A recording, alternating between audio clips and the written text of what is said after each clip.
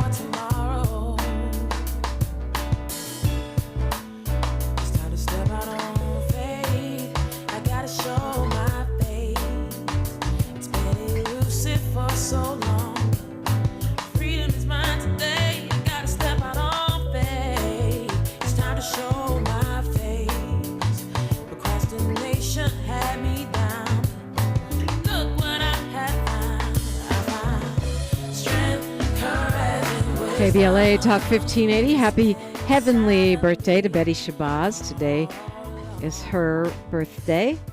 And welcoming into the studio, an attorney, practices law in the areas of civil litigation, criminal defense, has represented both plaintiffs and defendants in federal and state courts. He's got serious personal injury, first and third party insurance litigation, bad faith, tort cases, and more.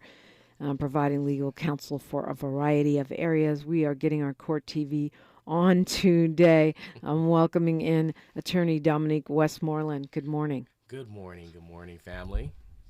I think this might be the first time we've had 2 Dominiques in the studio. It's a blessing today. Yes, indeed.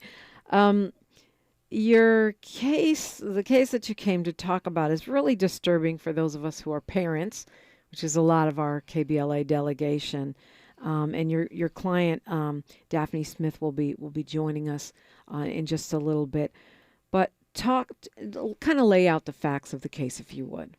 Okay. Yeah, so Miss Smith's son, he attended some schools in the LAUSD district. And during his attendance at LAUSD, he had an IEP. And from that IEP, they assigned him a certain speech therapist to help him with some of his disabilities. As a result of that, this speech therapist formed an inappropriate relationship with the student, with Miss Smith's son, and it became sexual in nature, and the speech therapist took advantage of, I believe, her position as a LAUSD employee, as well as took advantage of Miss Smith's trust as to her performing her services to assist her son.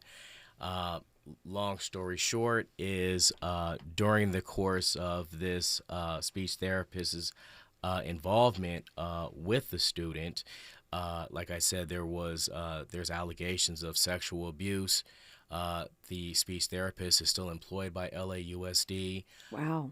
And we had to bring a lawsuit just to find some kind of justice for what this speech therapist has been alleged to do, as we allege in our complaint. Okay, just a couple real basic questions here. The child in question was how old during this? During this time, he was 14 years old. So a grown adult speech therapist, I mean, I assume they go through a lot of schooling, so we're talking about a fully grown adult. Yes. Having a sexual relationship with a 14-year-old. Yes, those are the allegations before us right now. Wow. And how is this person still working It's beyond me. I have had several cases against, I've had some cases against LAUSD as well as some other schools, and I've been in this area for some time now, but I don't know. You would have to ask LAUSD why they are continuing to employ speech therapists / teacher who is been alleged to have engaged in sexual abuse with a student. Now, I understand that we're talking simply about allegations at this time, but nevertheless, there should be an investigation. There should be, there should be certain things that are implemented by LAUSD to, at least isolate this speech therapist until we resolve the facts of our case. Just to be clear, we're at the civil stage of this case. My client has reported this to police. I'm not sure where they are at in their investigation, but we think that there needs to be more done on that side as well of their investigation and moving this forward. Well, these are cases, that, and I know, to your point, everyone is innocent until proven guilty, and people are, allowed their due process as they should be. But when we talk about protecting minors, it seems like there is a higher standard. And this is why this case is important, especially for our community, is, if, and I hate to say it this way, but if this were a white kid, I think that LAUSD would look at this a bit differently. This is a young African-American boy, who was taken advantage of by a non-African-American speech therapist. And it's almost like there was a blind eye turned to this child. As I was thinking about this, our community has dealt with police shootings of unarmed African-American men, and now when we get down to the more institutionalized levels of society, meaning our schools, we still continue to experience that type of discrimination, and I think this would have been resolved a lot quickly if my client was not African American. In fact, we did have a mediation on this matter. I mean, the results of that were just so outrageous. We basically had to walk away. So what would be the purpose of a mediation? If you had a mediation like that, what would have been your desired outcome? Well, look, LAUSD is never going to admit to any wrongdoing. They're never going to admit that, or they're never going to issue an apology to my client or his family. And the way typically, the way folks usually say they're sorry, or entities say they're sorry, is by making a financial settlement, and that's just the reality of it. Now, my client has suffered substantial emotional distress. He's going to need future treatment. So those monies will go towards contributing to his to any kind of future doctor's bills, things like that, and to set him up on the right path as well. Could that also have included some kind of censure or dismissal of that employee? So LAUSD does that. We have, indeed, we do demand that speech therapists accused of sexual abuse, they should not be involved with kids anymore. Right. As a parent myself, I'm afraid of that. Yeah. Sometimes as well, or I should say, I'm concerned. But yes, I mean, as far as forcing her to quit, there's no way that we can do that. That's LAUSD's decision. So what happens when you said you walked away, that mediation broke down? What does that mean? It means that the parties were unable to reach a resolution. So then next step is court? Well, the next step is trial. So we currently have pending litigation right now, and I'm kind of precluded from a lot of stuff that I can talk about with respect to the case, except for what's public record. But the next stage will be going to trial unless LAUSD wants to come back to the table and have a conversation with us. Especially after we found from their own employees' mouths that we believe that they've destroyed evidence in this case. And so that's a very big thing to cover this whole case up. Think about the women, the U.S. women's gymnastics team. I think about the allegations inside the Catholic Church. I think about, actually, over the years, cases not just in LAUSD, but different jurisdictions with teachers exploiting children, and I believe there is a societal prejudice where there's some people automatically go, well, she's a woman and he's a boy, so good for him. You know what I mean? Like that was cool somehow for a 14-year-old to be having sex with a grown woman, but it's still abuse, and I think we spin it a different way. And that is exactly right. I think that, again, there are a variety of reasons, but one being first that this is a young African American that has been abused, and then I think secondly, when we talk about gender as well, is that him being a male, maybe it's a notch under his belt, but you're right. There have been cases across America where you have had female teachers abusing young males.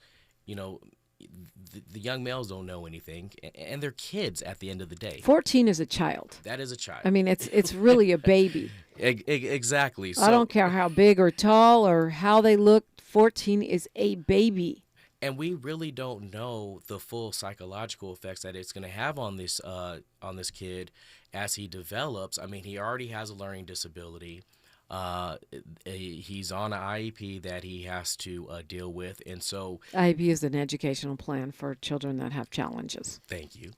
And so there are going to be some long-term effects upon this kid from this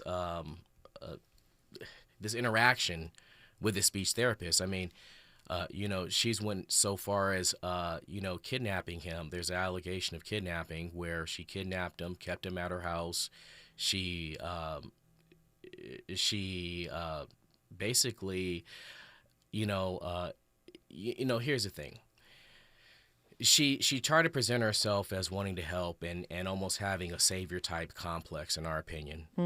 And in doing so, she really deprived the parents of their due right as being parents to consent.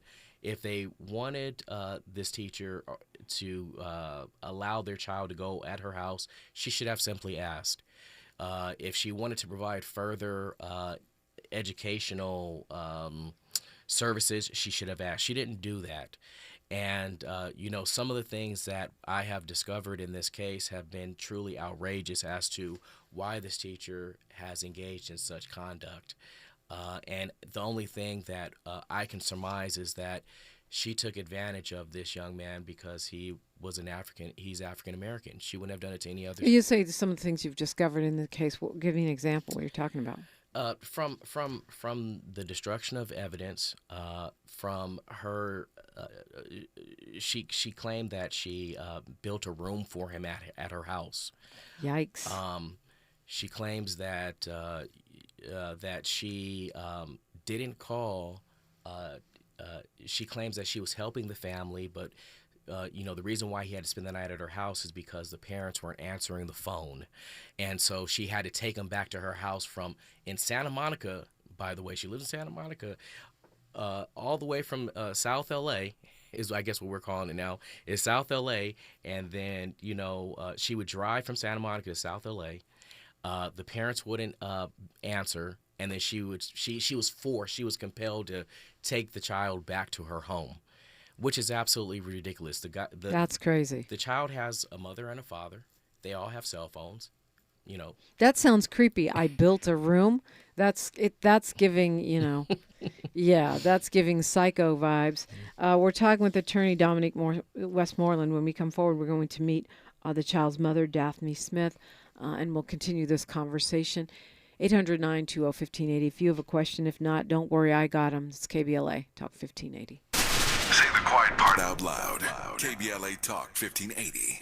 Attention. If you owe money to the IRS, this is an urgent message. The IRS is cracking down by sending out collection letters, garnishing paychecks, seizing bank accounts, and putting liens on homes and businesses. They call it enforced compliance, and you better watch out because penalties and interest on unpaid taxes compound daily, making it even harder to get out of debt. Don't let tax debt destroy your life. You need to call Optima Tax Relief, America's #1 tax resolution firm. They're experts in taxpayer assistance programs that can save you thousands if you qualify. A+ rated by the Better Business Bureau, Optima's resolved over $1 billion of tax debt for their clients. Let them fight on your behalf, helping to put your tax problems to rest. Call now for a free consultation. Call 800-919-9077. 800-919-9077. 800-919-9077.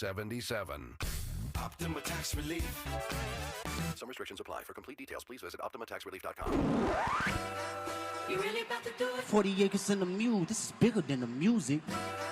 You really about to do it? Yeah, they tried to rig the game, but you can't fake influence. Who among us doesn't like black music?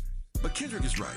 This moment is so much bigger than music. These are serious times. We've got serious problems. And we need serious people who understand that slogans are not solutions. When you want substantial and sober analysis about things that matter to you and the ones you love, this is where you turn. We're KBLA Talk 1580. And we've got your black. Baby! KBLA Talk 1580 congratulates Pastor and Mrs. William Sachs Epps on their retirement from stewardship at the historic Second Baptist Church. Dr. Epps has faithfully served Second Baptist as its senior pastor for 37 years. What a legacy of love and leadership. Pastor and Mrs. Epps will be honored at a luncheon on Saturday, July 26, 11 a.m. to 2 p.m. at the Sheraton Universal Hotel in Universal City, and you're invited to attend. Noted scholar Dr. Michael Eric Dyson is the keynote speaker. For ticket information, please contact epsretirement@gmail.com or call 213-399-2103. That's epsretirement@gmail.com or call 213-399-2103. To Pastor Epps and First Lady Epps, congratulations from all of us at KBLA Talk 1580. Thanks for waking up with Dominique DiPrima on KBLA Talk 1580. Dominique Westmoreland is with us. He's an attorney. He's actually the family attorney for Daphione Smith, the mother of a child who is saying they're actually taking legal action against LAUSD and a counselor, speech therapist who allegedly sexually abused their 14-year-old child, looking for that check-in from the mom. We'll be talking with her shortly. I'm looking at the news. It's my job. It's what I do, and it's part of my job. And there's yet another story today about a teacher in Temecula who was arrested for allegedly inappropriate allegedly contacting a student. That investigation started in May. This is a male student, a male teacher with a female student. And he was booked for lewd, lascivious behavior, child annoyance. They're asking anyone who knows more to contact them at 951-955-1718. I feel like we get this story or something similar at least once a month, maybe a couple times a month, from all over the country, from here in the area or in LA. And in this case, you've got a male teacher and a female student. Do you think that school districts are going to take quicker action in that case? I'm really baffled at why LAUSD at least would not pull this person off. And even, maybe, I don't know, maybe they're protected by their union contract or their tenure or whatever, but at least get them away from kids until we can figure out what happened. Yeah, I'm not completely sure. Like I said, that is a question for LAUSD. You would think that they would do that, especially because this teacher was involved in a prior lawsuit involving kids. I don't believe it was, based on the complaint that was filed, it wasn't sexual abuse as alleged in our lawsuit, but it did deal with physical harm to a child. And I believe that case was settled at some point after it was filed. Again, I believe that the kid was not, that was abused, was not African American, so that quickly settled. It goes to the point again. Wow. Okay, we are joined now by Daphione Smith. Good morning. Good morning. Yeah, thank you for taking time out of your morning to talk with us. Let me start by asking you how your child is doing now. He's doing okay. He came a long way. Yeah. This is just a really tough situation, and I gotta say I really feel for you as a mom. It's our worst case scenario, right? I mean, yeah. You try to keep your kids safe, and you figure school should be safe. Yes. How did you start to suspect that something was happening?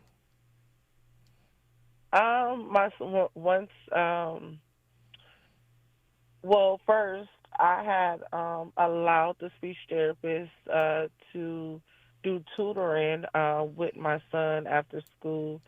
Then the day that, she didn't bring him back the time that we agreed on, which was 8 o'clock, I suspected something weird was going on. And then as time went on, weird things started happening. My son's behavior started changing, where he was really, protective of her, running away. And, of course, he was running away to her house.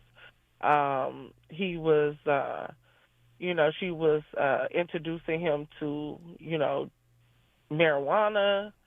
Wow. It's just and then I found out later on that it was sexual, but mother intuition, Yeah.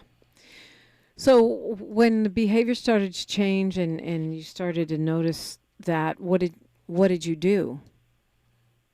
Well, I know when my son had ran away, I reported missing reports, and he did have a phone at the time. The last time he ran away to her house, and I tracked the phone, and it pinged to her address. I didn't know where she stayed at, but once the officers went to the location, sure enough, it was her that came to the door. And your child was there? She denied that my son ever. Yeah, That's crazy. Yeah. Your attorney, Dominique Westmoreland, said that she claimed she had built a room in her house for him. To me, that sounds like a Chucky movie or something, like a horror movie. I'm talking to a lady, and she says she built a room in her home for my kid. That's when I scream, and in the movie, I mean, it sounds that's just creepy as hell. But even more alarming is that the speech therapist, she has 2 kids of her own. So I don't know why she had built another room for my client's son. But for, again, what we believe to engage in such alleged devious conduct that we've had stated in the complaint, make him feel comfortable. I mean, we hear it all the time. With grooming, right? You groom, you make the child feel comfortable. I mean, if you're gonna, if eventually the end game is to have a sexual relationship with a child, what do? You make them feel comfortable. You make them feel like they have a home, they have a place to stay, and somewhere familiar. And then you basically spring it on them. You know what I mean? So, it's the little, like I said, the little things that we've learned throughout this lawsuit and throughout this litigation is very alarming. And again, because this speech therapist has had a history with kids in a negative light, I'm not sure, how she got past the first lawsuit. We have a minute and a half here till news, traffic, and sports. We'll continue on the other side. What is the school telling you now as a mom? I mean, what is the district telling you? Well, when I first reported it, they stated that they were going to investigate. We found out that they was not doing anything. They were just telling me things. Once they found out about the lawsuit, then that's when they tried to, gather up things, investigate. But when I reported it, it was just like I was lying or something like that. And by the way, she called the hotline. She called the principal. Mm-hmm. She called multiple levels at LAUSD, and we found out that they only were trying to investigate her. They didn't even go talk to the teacher in the investigation in July of 2022 when a lot of this came to a full headspin. It wasn't until we filed the lawsuit almost a year and a half later, that we discovered that they ended up doing an investigation, and they just recently completed the investigation this year, but we discovered that that evidence may have been destroyed with that. Wow. We have news, traffic, and sports right now. We're talking with Daphione Smith, her attorney, Dominique Westmoreland. Story of a child, a 14-year-old, who is allegedly sexually abused by the speech therapist. And we got questions. That's next on KBLA Talk 1580. She's reclaiming her time on KBLA Talk 1580. More First Things First with Dominique DiPrima when we come forward. I'm Bree Wood with BIN News Now. New York City's Rent Guidelines Board is adjusting proposed hikes for 2-year leases on rent-stabilized apartments, now ranging from 3.75% to 7.75%. As the board implements its mandate to consider the cost of operating rent-stabilized buildings while maintaining reasonable rents, it must also consider the economic uncertainty reflected in much of the testimony. 1-year lease increases remain unchanged. Final votes are set for June 27th, with changes taking effect in October. Connecticut police have arrested a person of interest in Tuesday's mall shooting that injured 5 people. Shots rang out Tuesday afternoon at the Brass Mill Center in Waterbury, hitting 5 people. All 5 victims are expected to recover. And it's National Hamburger Day, and In-N-Out Burger tops the list in a Delish social media poll for best fast food burger. Fans also gave shout-outs to Shake Shack, Culver's, and Five Guys. Get BIN News Now on demand 24/7 on the iHeartRadio app. Compassion sponsorship means food, healthcare, education, and more for a child in poverty. And there are thousands of kids who've been waiting over a year. End their wait. Sponsor a child with compassion today. Text the word radio to 83393. This is the KBLA Sports Minute with Ray Richardson.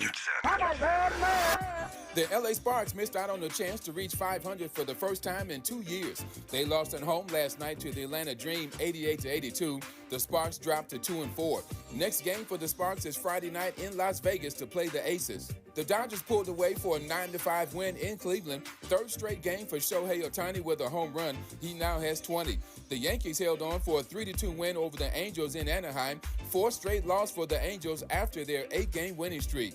Both conference finals in the NBA playoffs are at 3-1. Indiana beat New York last night 130-121. A brilliant game for Indiana guard Tyrese Halliburton, 32 points, 15 assists, and 12 rebounds. Indiana wins the Eastern Conference if they beat the Knicks Thursday night in Game 5 in New York. Oklahoma City can win the Western Conference tonight. OKC is at home against Minnesota for Game 5.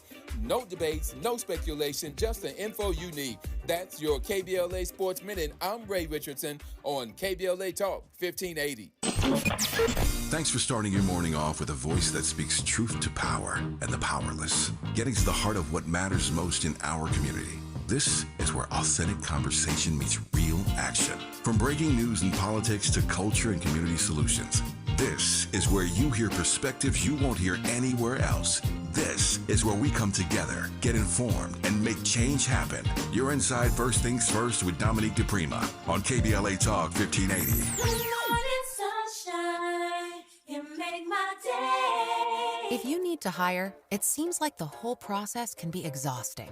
You search resumes, wait for the right candidates to apply, set up initial interviews. It's a lot of time and work.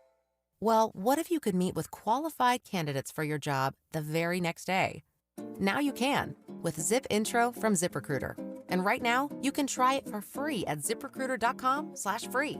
Zip Intro is super easy to use. You simply pick a time, and it does all the work of finding and scheduling qualified candidates for you. Then you can choose who you want to talk to and meet with great people on back-to-back video calls as soon as the next day. Best of all, you save time and energy. Try Zip Intro for free right now at this exclusive web address, ziprecruiter.com/free. Zip Intro. Post jobs today, talk to qualified candidates tomorrow. Once again, go to ziprecruiter.com/free to try it for free. That's ziprecruiter.com/free. The Comedy Connection series featuring KBLA's Zoe Williams, the voice of reason, and the alpha male of comedy, Ray Grady. We're going to transform relationship disasters into stand-up material live at Inglewood's Miracle Theater on May 31st at 7 p.m. Pacific Standard Time. My clinical team will disclose all of your dating woes, while the alpha male of comedy, Ray Grady, has hand-selected supremely talented comedians to roast all of our tragic relationship choices. I dare you to bring your ex's phone number because Ray, he's going to text it live and the crowd will be sourcing emojis. Tickets are moving swiftly, so don't hesitate to grab yours at themiracleinglewood.com before I diagnose your dating history as a pre-existing condition. Broadcasting live from Leimert Park, USA. Welcome back to your home for unapologetically progressive radio, KBLA Talk 1580. We're talking with Daphione Smith. She's the mother of a 14-year-old child who was allegedly sexually abused by an LAUSD speech therapist. Her attorney's in studio with us, attorney Dominique Westmoreland. And so usually, I mean, I don't know. I guess there was a famous case like this, which was made into a movie where a teacher's having an affair with a child. I can't remember their names right now. And they went on and got married and all this and this. But in the main, I feel like with pedophiles or accused pedophiles, there's usually more than one victim. Or over the years, they may have had more than one victim. Is that something you're looking into? Well, with this particular teacher, I don't know. Our lawsuit is really civil in nature. It's not criminal. Right. We hope that when LAPD becomes more involved, that they would investigate something like that. Yeah. Again, because this speech therapist is still employed by LAUSD, but I don't think that she's going to be the first or the last speech therapist, unfortunately, working for LAUSD that's engaged in this type of activity. Ugh. Mama Daphione Smith is back with us. How is this? I mean, of course, we worry about your son and, you know, the fact that he was a baby when this happened. 14 is really a child. How has it impacted the rest of your family? Well, the whole family was kind of like upset about the situation due to the fact the school district didn't do anything about it. Because this can happen to anyone, child. And it's just like as if, you know, my kid is nobody. Yeah, it's really sad. When you found out about this, well, first of all, how did you find out that there was sexual abuse? I mean, Obviously, there's Recently. weird. But you recently found it, but how did it come to light? Did your child tell you? I mean, how did that happen? He opened up and talked about it in a deposition. I didn't know anything about it until then, and like literally, my heart dropped. Yeah, it's got to be a terrible feeling. And Daphne, and she did suspect that there was something different in terms of in her child's behavior. Right. You know, of course. Again, this speech therapist basically kidnapped her kid for a summer period during summer school. So he was sleeping over there, just there. You know, of course, the mind could speculate as to what may have happened there. But, you know, now that her son has come out and said what happened, it's very concerning. Yeah, I can't even imagine as a mama what that feels like. And I'm trying to how do we keep our kids safe? I mean, as a mom who's been through this experience, Daphne, what would you advise? And of course, I want to get the same answer from your attorney. I think just talk to your kids. Try to build a good relationship where it's just, they could come to you and tell you anything. And let them know that, it's okay, whatever the case might be. They could talk about anything with you. Because I think at the time my son was scared. And then I believe, he told me he thought it was okay. He thought this woman was his girlfriend. Wow, that must have been a chilling feeling. How can but when children are young, they don't know. And right. How does a teacher or a therapist kidnap a kid for a whole summer and you don't, you can't call the cops to get the kid back, or where the kid is? How does that even happen? Well, I did a missing report, and when the cops went to her house, she lied and said my son wasn't there when he was there. Well, the phone was pinging there, That's crazy. And then the cops just said, "Oh, okay. See you next time." They claim that they have probable cause to enter.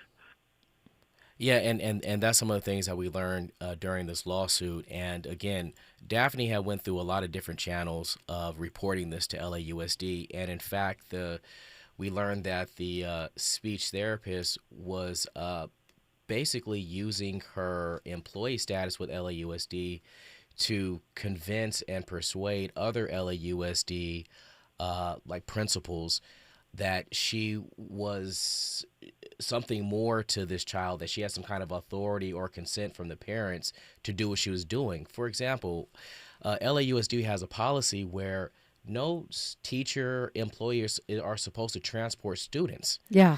And exactly. here we have it where this particular speech therapist is transporting a student from South LA all the way to Santa Monica to summer school almost on a regular basis, and without any kind of permission or consent. I mean, this is LAUSD's policy. This is not something that I'm making up. This is their policy, and the best practices is you don't do it at all. Right, and that, I'm aware of that from time I spent working with rec and parks. Even many city departments and county departments have that policy.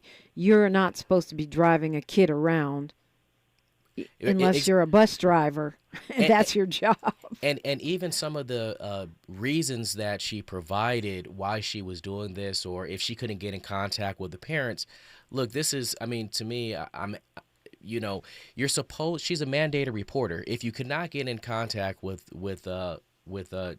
Daphne's sons, with the parents, then you need to call DCFS.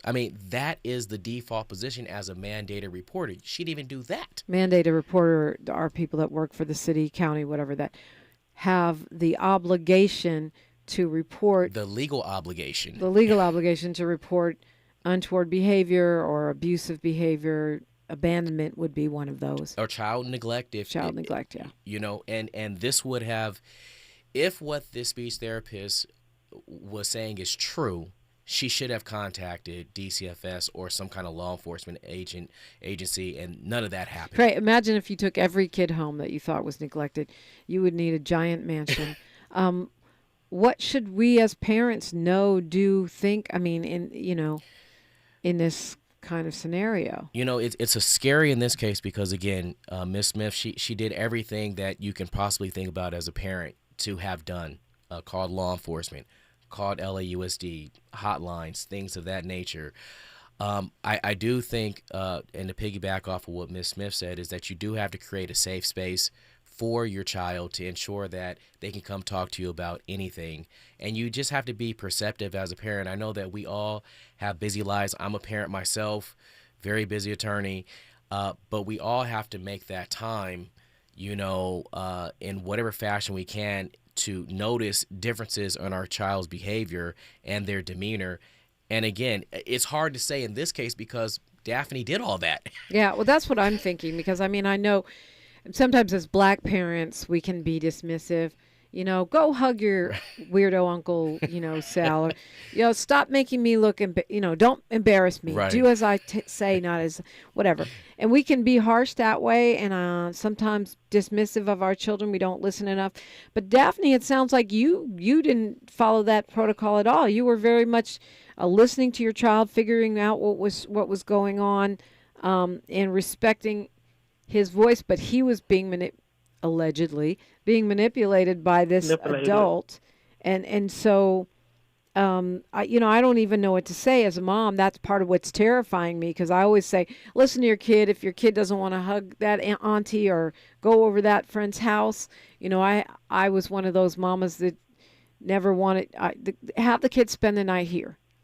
If I don't know them, that you can't stay there. Right. And I know a lot of parents are like that now. And I feel like we're changing as black parents. We're listening more to our kids and being a little less dismissive. And yet this happened. So what's the takeaway, really? I guess that's like maybe an impossible question that I'm asking you, Daphione, but I have to ask it anyway. I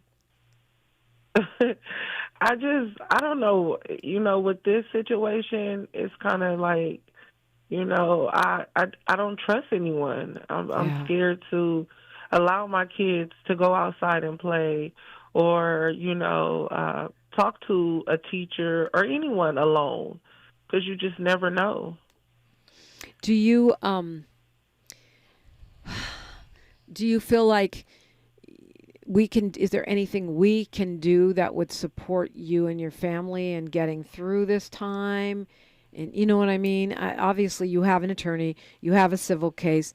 Hopefully, the more we talk about this and the more this gets out there, the LAUSD will do a more serious follow-up. But do you have anything in your heart or in your instinct that you think could help on the part of those of us who are concerned? I just want everyone to,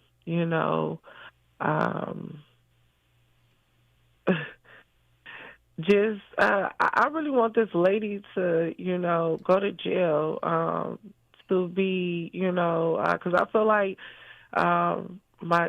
it's no, like, how can I say this? Nothing's been done for my son. I want her to be held accountable for the weird things she did with my son. And I just hope that no other parent have to go through what I went through. Mentally, it messed me up, not knowing where my kid at half of the time. And then to hear, my son was taken advantage of, I was feeling less as a parent, that I was unable to protect my son. So, I just want justice. I want her to be held accountable for what she did. And I want everyone to stand with me and, And just keeping a voice to this, because right now it's just a paper, right? A lawsuit is nothing really more than just a legal document, and it contains allegations. But if it's out of sight, out of mind, nobody thinks about it.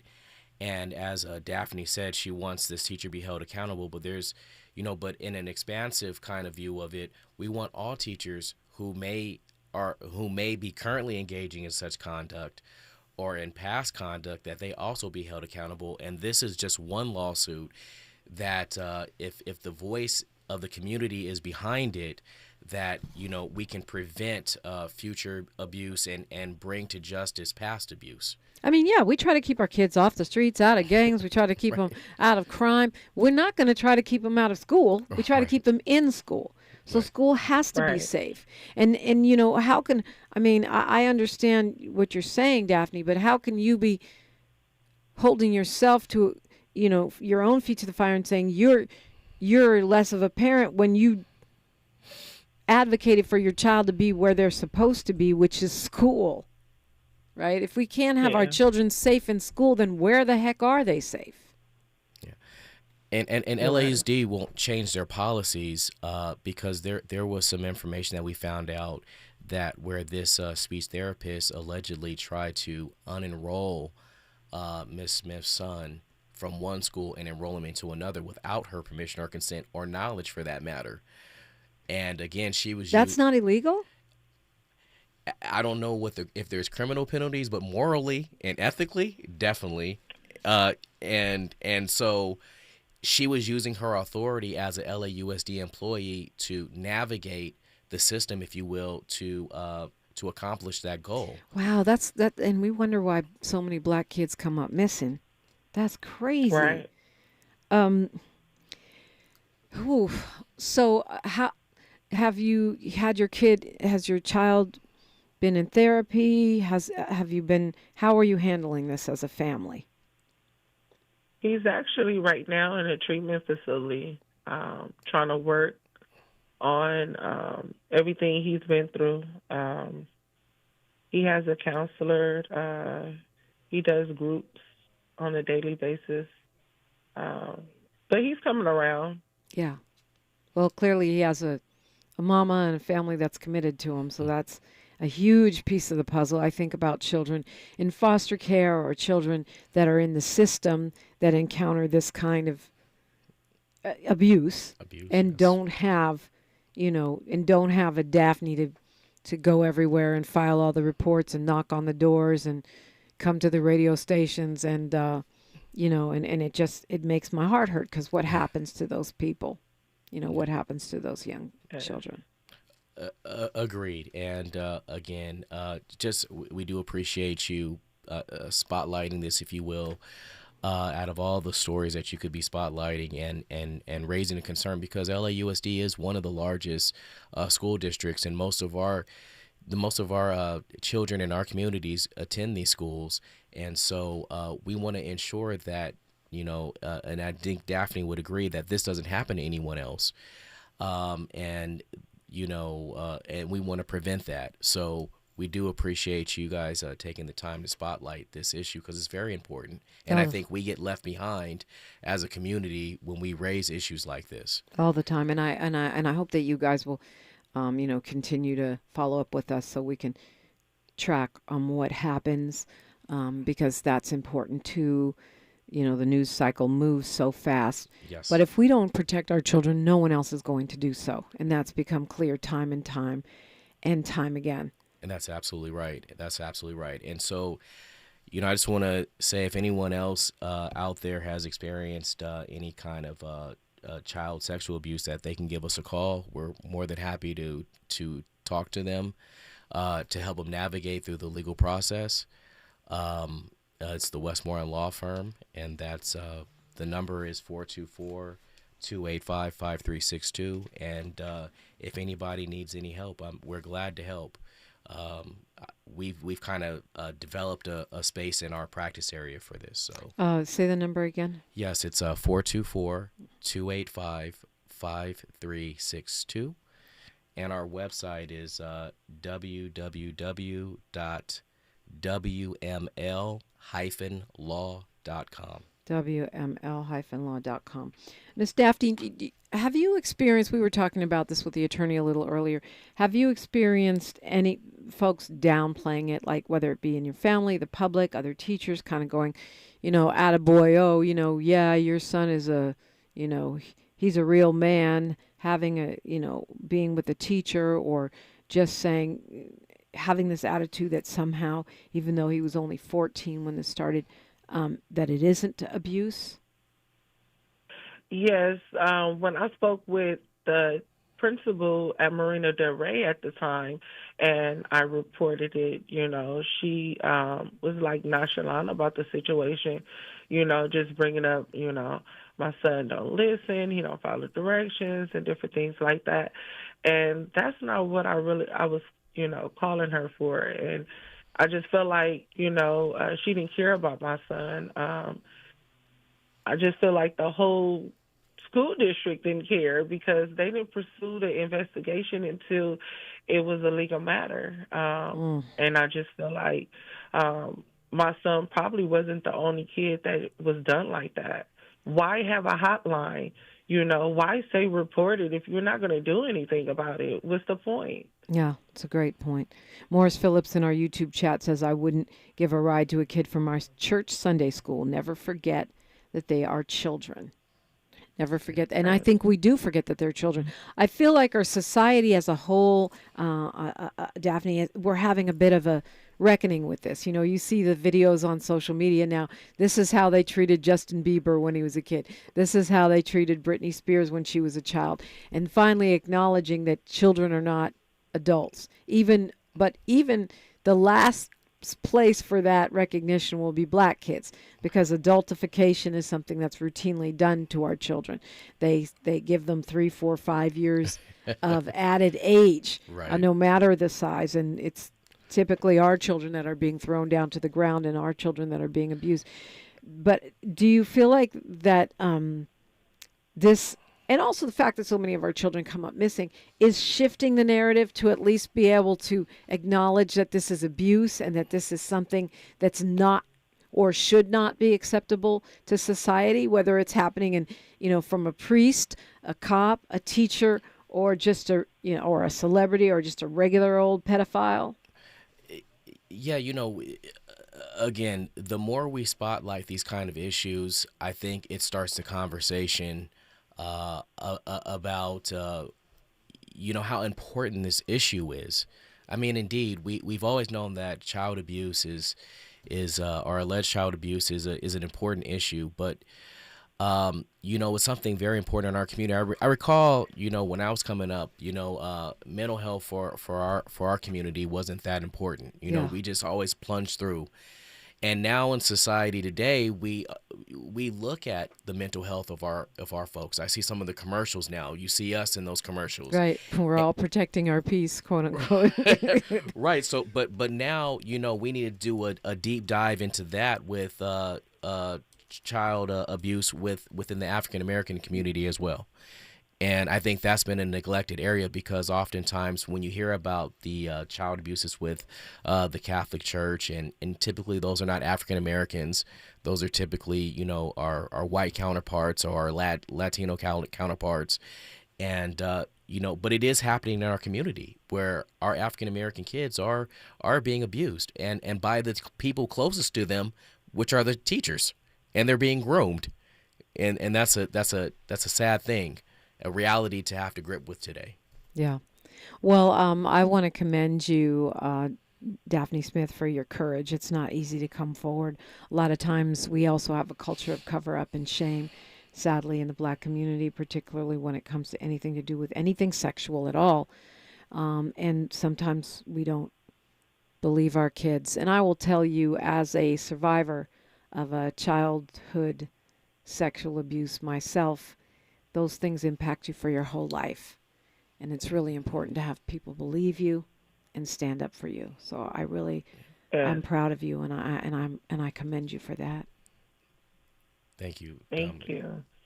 And we're sorry to hear that, Dominique. Yeah, good job. Well, KBLA listeners, they've heard it already. They're not impressed by it, but I'm just saying it mama to mama, because, We all want, we all want a great partner, a black man, black woman, whatever it shall be. But if we don't deal with the trauma and abuse that we've had to face as children, how can we be whole and well as adults? Agreed. Right. Agreed. Yeah. And that's why we need to focus on this issue. This is just one step into spotlighting this issue. Is this one lawsuit, like I said, and we're hoping that kind of justice comes about so those children's voices can be heard. Yeah, absolutely. So if you want to reach out, if you have a similar issue, it is 424-285-5362, 424-285-5362. And Miss Daphione Smith and your child, know that KBLA stands with you. We always want to know what's going on, and we always want to be there for you in this journey. Thank you. Yeah, your community stands with you. And Attorney Dominique Westmoreland, thanks for coming in. What do you want to leave us with? We got about 30 right here. Yeah, thank you for having us. Thank you again for spotlighting the issue. Again, I invite anyone who has experienced something like this to give us a call. We have been in this space for a little time now. We are dealing with the juvenile hall issues as well. Ooh. So please give us a call. It's the Westmoreland Law Firm. We're at 424-285-5362. Thank you, community. Thank you, family, for having us and listening. And keep your voices up. And let's have a good week. Absolutely, we will. Because when we fight, we win. And we are ready to fight. Speaking of ready to fight, guess who's on the mic next? That would be Tavis Smiley. He's always feisty Monday through Friday. You can turn up for that. He's got a jam-packed show for you today, as usual. And, of course, I'm going to leave you with a quote. I do that whenever I have time. This one coming from my godmother and the poet Audre Lorde. She says, "Your silence will not protect you. Your silence will not protect you." Particularly relevant in these times when everybody's trying to shut us up. Like my mama, the great Diane DiPrima, used to say, history is now, and we are making it together. I will see you on social media, KBLA 1580. I'm at DiPrima Radio. Until tomorrow, one love. KBLA 1580 Santa Monica. I'm Bree Wood with BIN News Now. New York City's Rent Guidelines Board is adjusting proposed hikes for 2-year leases on rent-stabilized apartments, now ranging from 3.75% to 7.75%. As the board implements